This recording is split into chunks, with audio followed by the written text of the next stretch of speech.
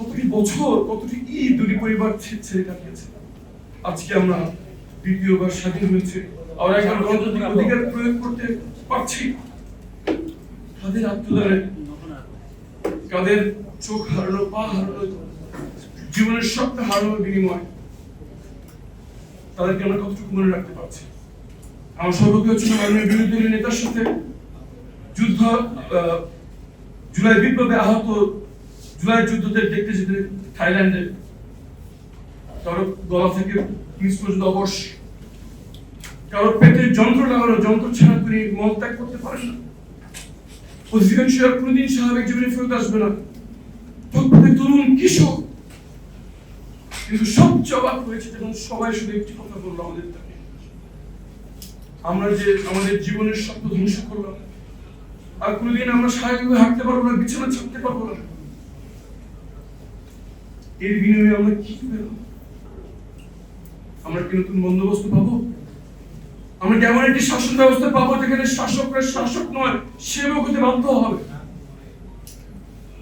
মাননীয় বিরোধী নেতার হাত ধরে একজন প্যারালাইজ কিশোর, যে এই ক্লাস 8 থাকতে গুলিবিদ্ধ হয়ে এখন আর কোনদিন হাঁটবে না, তাকে আমাদের বিরোধী নেতা জিজ্ঞেস করলেন যে তোমার কি করতে পারি তোমার জন্য। তার হাত ধরে বলেছিল গণভোটের রায় বাস্তবায়ন করুন, নতুন বাংলাদেশের বন্দোবস্ত করুন, যেটা আমাদের এই আত্মত্যাগ বৃথা না হবে। মাননীয় মন্ত্রী উপস্থিত আছেন, আপনাদের আমাদের সারা দেশবাসী, সারা বিশ্বের অবস্থানত প্রবাসী থেকে বলতে চাই,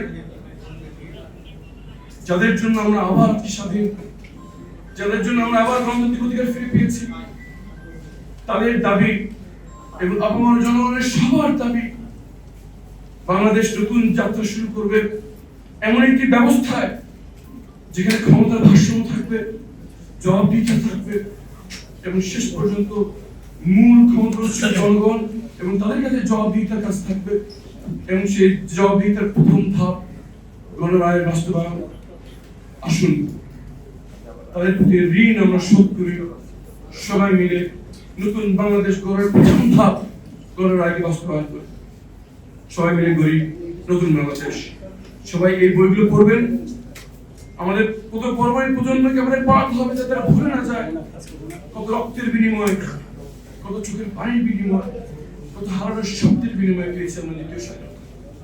আল্লাহ এই বাংলাদেশের মাটিতে আর কোন ফ্যাসিবাদ ফিরিয়ে না আনুক, গণতান্ত্রিক ধারা অব্যাহত থাকুক যতদিন পর্যন্ত বাংলাদেশ আছে।